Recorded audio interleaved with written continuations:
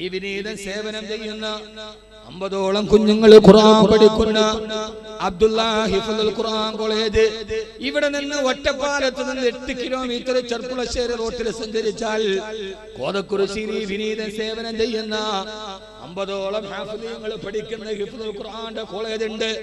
എത്രയോ സഹോദരിമാർ സഹോദരങ്ങൾ ഓരോ ദിവസവും ഞാൻ അവിടെ ഉള്ളപ്പോൾ കാണാൻ വരും.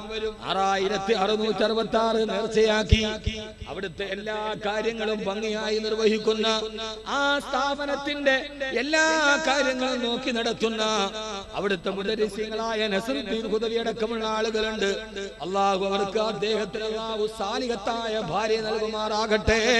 മാതാപിതാക്കൾക്ക് ആഫിയത്തും ആരോഗ്യവും അല്ലാഹു നൽകുമാറാകട്ടെ. 2 ഹുദവികൾ, 4 ഹാഫിളീങ്ങൾ. ഞാൻ ഇങ്ങനെ ഓടി നടക്കുമ്പോഴും 50 ഹാഫിളീങ്ങളായ മക്കളെ സ്വന്തം മക്കളെ പോലെ പരിചരിക്കുന്നവരാണ്. അല്ലാഹുവേ, ആ ഉസ്താദന്മാർക്ക് നീ ഖൈർ പ്രദാനം ചെയ്യണേ അല്ലാഹുവേ. അതിന്റെ സേവകർ, അതിന്റെ ഖാദിമീങ്ങൾ, അതിന്റെ ഇട്ടക്കാർ. ഏറ്റവും വലിയ അഭിമാനം 18 വർഷം വയല് പറഞ്ഞിട്ട് എന്റെ ജീവിതത്തിൽ വലിയൊരു അഭിമാനമേടെന്നറിയോ? ഒരു ദിവസം ഞാൻ വയല് കഴിഞ്ഞ് വരവേ രാവിലെ ഏതാണ്ട് എത്തുന്ന സമയമായി. നല്ല ക്ഷീണമുണ്ട്. വയലൊക്കെ പറഞ്ഞ് കാസർഗോഡ് നിന്ന് വരികയാണ്. ഞാൻ അപ്പോഴൊക്കെ കോളേജിലെത്തുമ്പോ പകുതി മയ്യത്തായി. വണ്ടിയിലിരുന്നിട്ടോത്ത് പടച്ചവനെ വയലൊന്ന് നിയന്ത്രിക്കണം, ദൂരേക്കൊന്നും പോകണ്ട, ആരോഗ്യം സമ്മതിക്കുന്നില്ല. പോകാതിരുന്നാൽ കോളേജ് സ്ഥാപനം നടക്കില്ല. പോകുന്നിടത്തുനിന്ന് കിട്ടുന്ന സദക്കയാണ് അതിന്റെ വരുമാനം. അങ്ങനെ മനസ്സിൽ നിയമിച്ചിട്ട് ഡ്രൈവറോട് പറഞ്ഞു, ഇനി ദൂരെ ഒന്നും ഡേറ്റ് കൊടുക്കണ്ട. കാസർഗോഡ് നിന്ന് ഒറ്റപ്പാലത്ത് കോളേജ് ഇറങ്ങുമ്പോ പകുതി മയ്യത്തായി. ഇറങ്ങുമ്പോ എന്റെ 46 ഹാഫിളീങ്ങളായ കുഞ്ഞുങ്ങൾ അവിടെ ഇരുന്ന് സുബഹി നിസ്കാരം കഴിഞ്ഞ് ദുആ ചെയ്യുന്നുണ്ട്. അല്ലാഹുവേ, നാടിന്റെ നാനാഭാഗത്ത് വഅദ് പറഞ്ഞിട്ട് അവിടെ നിന്ന് കിട്ടുന്ന സദക്കയും കൊണ്ട് ഞങ്ങൾക്ക് ഭക്ഷണം ഒരുക്കി കോളേജിന്റെ നടത്തിപ്പിന് പ്രാമുഖ്യം വഹിക്കുന്ന ഞങ്ങളുടെ ബാക്കവി ഉസ്താദിന് നീ ഖൈർ നൽകണേ അല്ലാ. എന്നാ കൊച്ചു കുഞ്ഞുങ്ങൾ ഖുർആൻ ഓതിയിട്ട് ദുആ ചെയ്യുന്നത് കേട്ടപ്പോ കാലിരുന്ന് എന്റെ കണ്ണ് നിറഞ്ഞു പോയി. അല്ലാഹുവേ, ആരൊക്കെ എത്ര ചീത്ത പറഞ്ഞാലും വിമർശിച്ചാലും അല്ലാഹ് ദുനിയാവിൽ നൽകുന്ന ഏറ്റവും വലിയ അനുഗ്രഹം എതിലെ ഇറങ്ങി നടക്കുമ്പോൾ സുബഹിക്ക് ശേഷവും മഗ്രിബിന് ശേഷവും മുടങ്ങാടോടെ ഭക്ഷണം കൊടുത്തവർക്ക്, സഹായിച്ചവർക്ക്, ഉസ്താദുമാർക്ക് ദുആ ചെയ്യുമ്പോ ആ ഹാഫിളീങ്ങളുടെ ഒരു ദിവസം 46 ഖുർആൻ പഠിക്കുന്ന മക്കളുടെ ദുആ 2 നേരം കിട്ടൽ നിസ്സാരമാണോ? ഇതൊക്കെയല്ലേ ജീവിതത്തിന് അർത്ഥമുണ്ടാവൽ.